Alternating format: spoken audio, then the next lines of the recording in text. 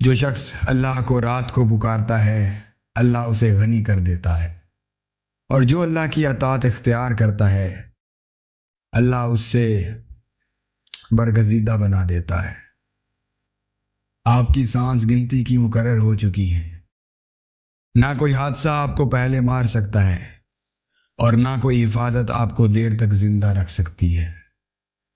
زندگی کو ایک جنگ کی طرح لیجئے جو چھوٹی چھوٹی لڑائیوں سے مل کر بنتی ہے، اور اس جنگ کو جیتنے کے لیے آپ کو اپنی زندگی کے تمام حصوں پر توجہ دینی ہوگی۔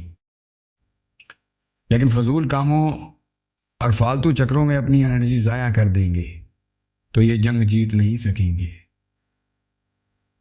منافق دوست اور سائے میں کوئی فرق نہیں ہوتا، دونوں روشنی میں آپ کے ساتھ ہوتے ہیں اور اندھیرے میں غائب ہو جاتے ہیں۔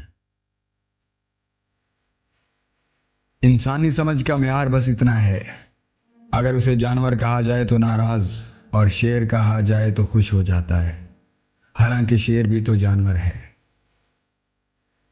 زخم کھا کر بھی مسکرانا اور ناخوش ہوتے ہوئے بھی خوش رہنا، دراصل یہی ہماری اصل طاقت ہوتی ہے۔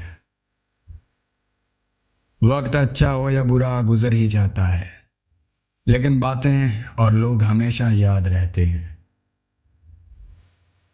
کچھ ایسا بن جاؤ کہ تمہیں دیکھنے والا تمہاری تربیت کرنے والے کے حق میں دعائیں کرے۔ انسان غیروں سے ملی عزت اور اپنوں سے ملی ذلت کبھی نہیں بھولتا۔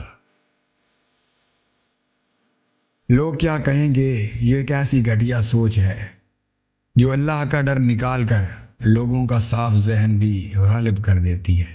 انسان کی تعلیم و تربیت جانوروں کو سدھارنے سے زیادہ مشکل ہے۔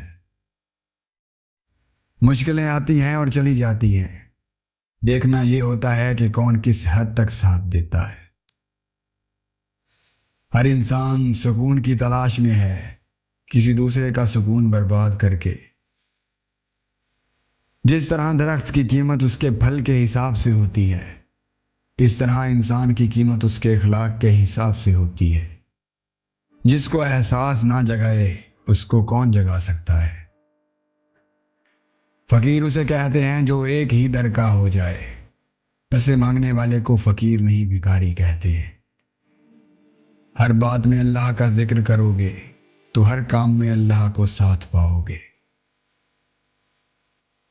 صرف 4 چیزیں ہیں جو آپ کو غریبی سے نکال سکتی ہیں: